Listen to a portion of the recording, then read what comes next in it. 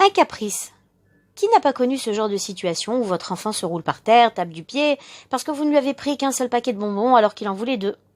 Vous voilà dans une situation où vous auriez donné n'importe quoi pour disparaître sous terre, loin des regards souvent désapprobateurs des autres. Car effectivement, à ce moment précis, la première pensée qui me vient à l'esprit est si je suis une bonne mère, si je suis trop laxiste ou au contraire trop dure. Et si je cède, est-ce que je prends le risque de devenir trop permissive? Bref, me voilà pas assez rassurée et trop incertaine.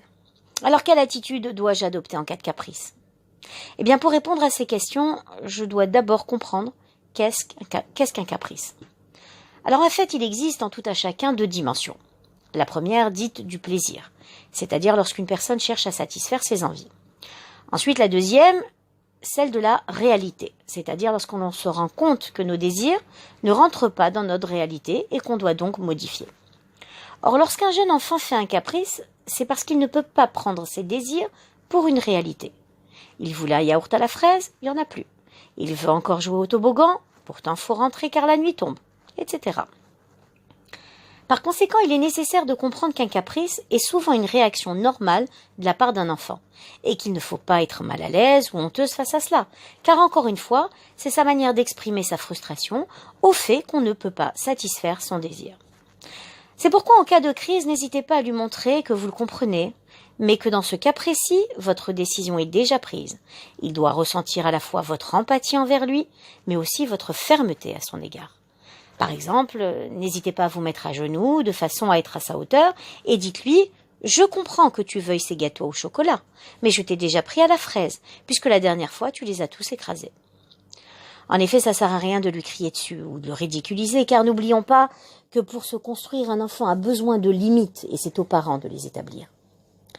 Par ailleurs, sachez qu'à partir de 18 mois à 2 ans, ce sont les premiers non qui commencent, histoire de tester l'autorité des parents.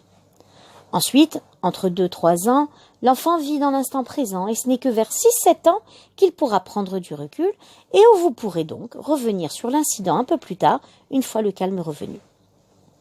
Alors il existe aussi une autre forme de caprice, où il s'agit là de la confrontation au désir de l'autre. J'explique. Un bébé se vit comme s'il était le centre de la famille, puis il grandit et comprend que ses proches ont d'autres désirs que lui. Prenons un exemple. Un dimanche où il fait beau, l'enfant désire aller à Euro Disney, alors que les parents ont prévu un repas de famille chez Tata.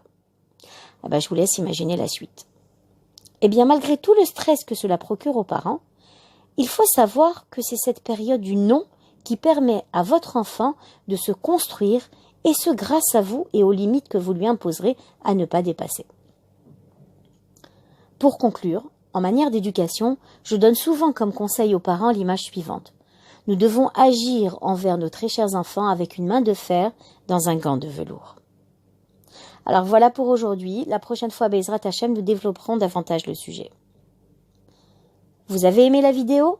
Alors, vous n'êtes pas obligé de la liker, mais abonnez-vous à la chaîne Conseil Famille et cliquez sur la petite cloche afin de recevoir la notification. À très bientôt!